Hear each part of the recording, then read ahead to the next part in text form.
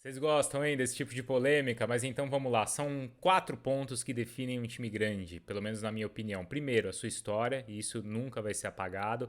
Em segundo lugar, a sua torcida, e isso está relacionado, claro, à história do clube, mas também ao atual momento. Isso quer dizer que ao longo dos anos, décadas, a médio e longo prazo, essa questão da torcida pode mudar. O patrimônio do clube, e isso está relacionado, claro, à questão financeira e tudo que ele já conquistou também no passado, e também, claro, por último lugar, a sua atual relevância, se ele é um time que continua disputando títulos ou não. Bom, diante de tudo isso, qual é o maior clube do Brasil? Eu respondo já já, antes de vocês entrarem aí, se inscreverem, ativarem notificações e tudo mais, tá? Agora sim, vamos à resposta. Bom, sempre que me fazem essa pergunta, e aí eu tô até citando aqui e vou deixar o link para vocês, o pessoal dos Desimpedidos recentemente fez essa pergunta para mim e fiz um debate ali muito legal com o Bruno Formiga. Então tá o link aí, tá ali na apresentação do vídeo para vocês entrarem e acompanharem o nosso debate lá. Mas muito bem, sempre que me fazem essa pergunta, acho que a primeira questão é o Flamengo? A gente sempre relaciona o maior clube do Brasil ao Flamengo por um motivo óbvio, por essa questão do tamanho da torcida, por ser um clube nacional, por ser um clube de uma torcida extremamente fanática. Isso, claro, serve também para o Corinthians. Então são duas questões aí, são dois clubes com praticamente os mesmos argumentos para defendê-los como o maior clube ou como os maiores clubes do Brasil. Mas também são dois clubes com talvez suas principais conquistas de 20, 30 anos para cá. No caso do Corinthians, dos anos 90 para cá. No caso do Flamengo, antes, né? Mas principalmente dos anos 80 para cá. Então, por isso que eu deixaria esses clubes não assim como os maiores do Brasil. Mas, claro, se eu fosse responder qual o torcedor simboliza o torcedor brasileiro, aí sim acho que eu responderia ao rubro-negro por ter essa questão da alegria carioca, desse fanatismo, sabe aquela coisa do Geraldino? Acho que a torcida do Flamengo talvez represente bem a torcida brasileira e acho que o mesmo vale para o corintiano também pelo seu fanatismo. Mas muito bem, já tiramos então esses dois. Quem mais? O Palmeiras. O Palmeiras é um clube que tem muito forte tudo aquilo que eu falei, patrimônio importante, história, é um clube nacional, mas eu ainda vejo o Palmeiras, a história do Palmeiras muito relacionada ao que é a cidade de São Paulo. Essa questão da imigração, de como São Paulo cresceu bastante.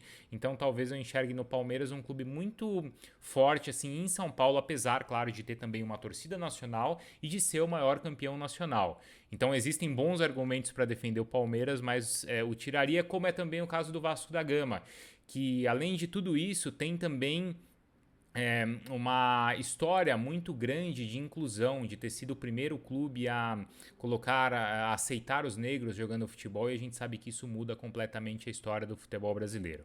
Mas muito bem, tirei esses clubes. E aí, hein? Será que é o São Paulo? No debate que eu tive ali com o Bruno Formiga, ele defendeu o São Paulo, principalmente por seus títulos internacionais e também títulos nacionais. Mas a questão do São Paulo, que eu até brinquei com ele, é que o São Paulo precisa que os outros digam que ele é o maior clube do Brasil. No caso do clube que eu defendo, não sou eu que digo, não é ninguém, não é o clube que diz. É, todos dizem isso. Essa questão do Santos. Então, ainda enxergo na história do Santos algo muito forte para representar o futebol brasileiro. Não só na formação de seus jogadores, nos craques que formou e que estão diretamente ligados a conquistas nacionais, não preciso nem falar do Pelé, mas principalmente o domínio que teve nos anos 60. Em uma década ali foram 23 títulos conquistados. A gente só compara isso a esse talvez Barcelona recente do Guardiola, ou mesmo o Real Madrid dos anos 60, e não foram conquistas que permaneceram naquela década. Muito pelo contrário, o Santos continuou sendo protagonista nos anos seguintes, anos 70, nos anos 80 e 90 também, não, claro, com os mesmos títulos de antes, e mais recentemente, títulos importantes aí nacionais e também de Libertadores. Então não é só geração de Pelé, de Robinho ou de Neymar, mas ao longo de todos esses anos o Santos manteve muito forte o seu DNA ofensivo, essa questão que a gente sempre liga ao futebol brasileiro. E mais, né, gente? O que é futebol? É gol. Futebol é gol. E o Santos tem mais de 12 mil. Nenhum clube do mundo tem isso. Então,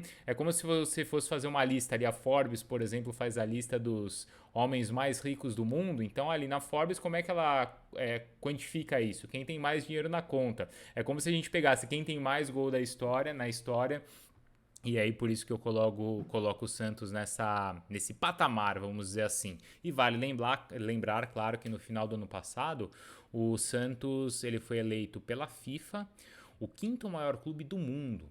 Tá? Isso no ano 2000. E de lá para cá o Santos continuou ganhando muito, ganhou, por exemplo, mais aí Campeonato Brasileiro, Copa do Brasil e Copa Libertadores.